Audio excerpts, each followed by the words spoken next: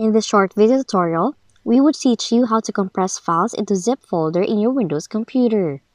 So firstly, open File Explorer, navigate to the folder that contains files you want to zip, then select all the files you want to add to the zip, and once done, right-click on the items, select Compress Zip Folder, and this creates a new folder with the default file name.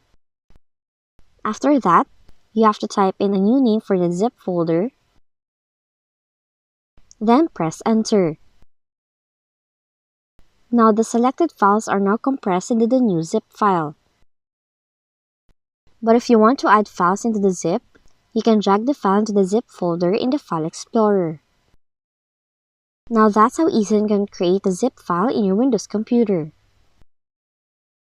If you found this video helpful, kindly like and subscribe. You may also click and turn on the notification bell so you can be notified from whenever we release new videos.